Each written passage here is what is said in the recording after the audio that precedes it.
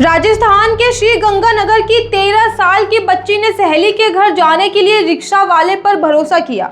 मौके का फायदा उठाकर रिक्शा वाले ने बच्ची को एक जॉय इन होटल में सेक्स रैकेट चलाने वाले गिरोह को बेच दिया। 5 दिनों तक लगातार अलग अलग होटलों में 32 दरिंदों ने बच्ची का बलात्कार किया। बच्ची को शराब पिलाई गई ताकि वो बदहाश रहे, विरोध ना कर सके।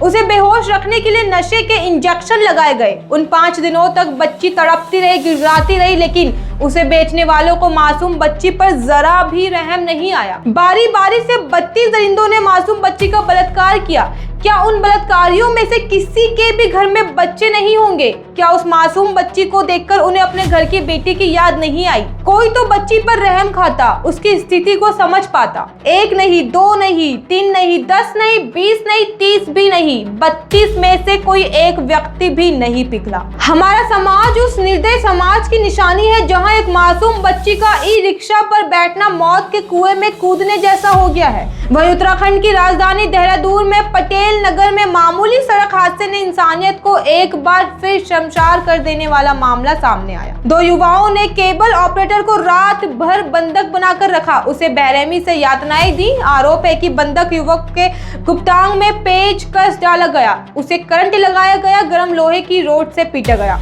सुबह गंभीर हालत में किसी तरह युवक जान बचाकर भागने में कामयाब रहा। हमारे देश में लड़का लड़की कोई भी कहीं भी सुरक्षित नहीं है। ये सारी घटनाएं हमारे कानून पर बड़े सवाल खड़े करती हैं। क्या किसी को भी अब कानून का डर नहीं रहा? ये दिल दहला देने वाली घटनाओं का सिलसिला कभी थमता नहीं।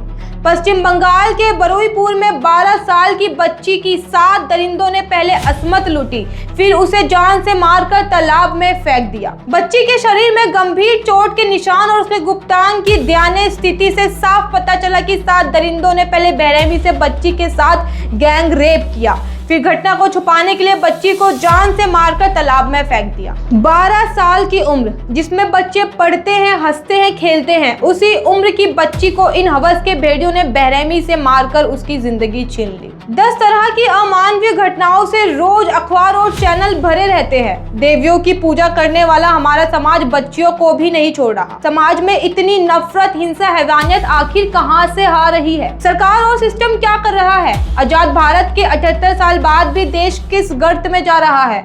ना बच्चियां सुरक्षित है और ना ही महिलाएं। सांप्रदायिकता की यह हिंसा और नफरत इस तरह फैल रही है कि ना कोई गांव सुरक्षित है और ना ही कोई शहर। हर तरफ अपराध, मारकाट, बलात्कार, हिंसा ही हिंसा नजर आ रही है। आखिर हम सभ्यता के किस पायदान की ओर बढ़ रहे हैं? ये सोचने वाली बात है। फिलहाल आप बने रहिए अनसुनी आवाज के साथ। आप हमारे इंस्टाग्राम पेज को फॉलो कीजिए, आप हमें यूट्यूब में जाकर सब्सक्राइब कीजिए, हमारे फेसबुक पेज को फॉलो कीजिए। धन्यवाद।